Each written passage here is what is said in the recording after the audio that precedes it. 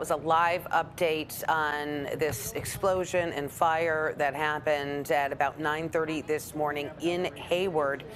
We also just got some new Nest camera video from across the street there on Llewellyn Boulevard of what appears to be the explosion. Check it out.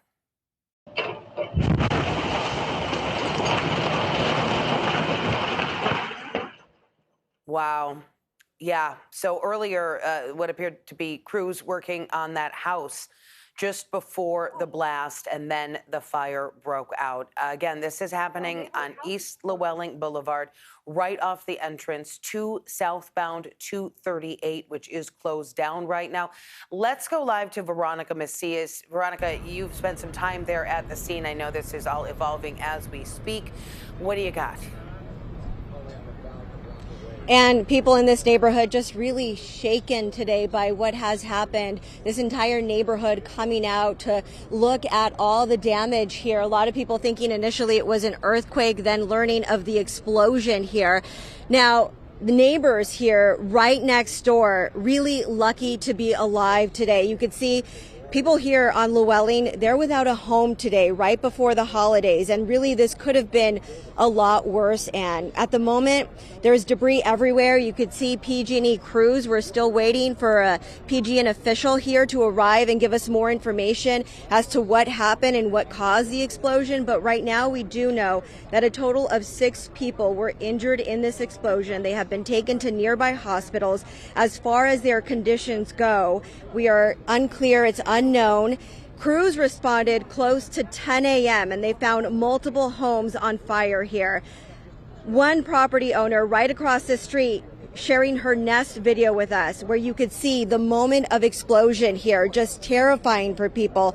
We talked to the woman next door. She tells us she was still in her robe, hadn't really gotten about her day yet. She tells us that PG&E crews came by early in the morning, letting them know that they were going to be turning off the gas. And just like her husband does every single day, he went over, went to the stove, was preparing something to eat for her, and noticed that the stove wasn't coming on. Then moments later, they hear the explosion, debris, the roof caving in on her. Take a listen.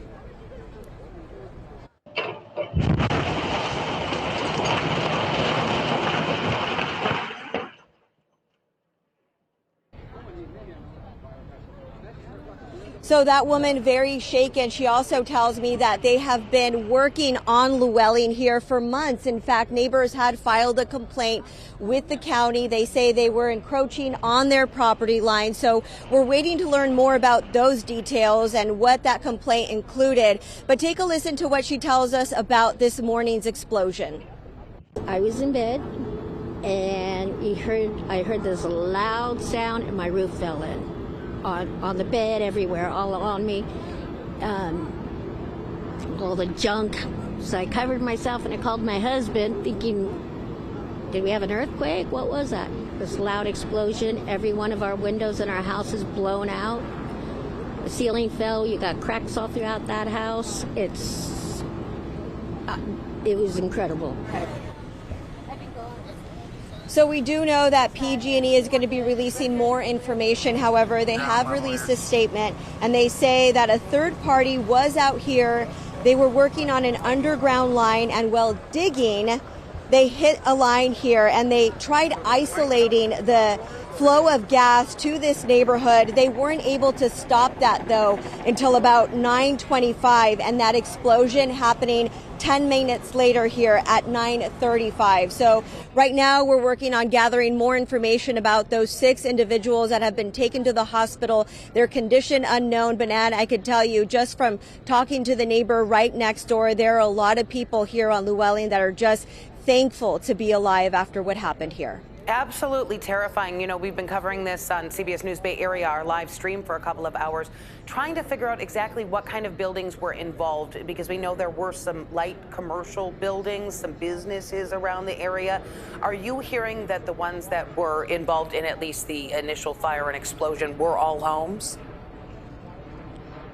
just homes. These are people that were in bed, and you could see here, there's the white car there where all the equipment is, and you see all the smoldering smoke. Those are just residential homes. So people are surrounded by neighboring businesses. You have State Farm, you have other companies that are out here, but operating out of residential properties like State Farm here. But for the most part, they have been going down the street, and you could see this entire street is where the construction is. So where exactly that gas line was hit is still unknown at this time. We're going to be learning that from that PG&E official once they arrive, Ann. All right. And we know when things like this happen, there's such devastation in the ground zero where the explosion took place. Are we hearing about anybody being potentially missing or unaccounted for in addition to the 6 people that we know were injured? So initially when we arrived at the scene, it was still early, close to 10:15-ish or so. We were hearing that there was a search and rescue operation going on. So they were out here searching to see if there was anyone missing. But at this time, it seems like everyone has been accounted for. They know how many people have been injured. In fact, Deborah, the neighbor next door, was telling us that she saw her neighbors coming out of the property that exploded. Wow. Their face bloody, injuries. She didn't go into the extent of their injuries, but it sounds like they're lucky to be alive today.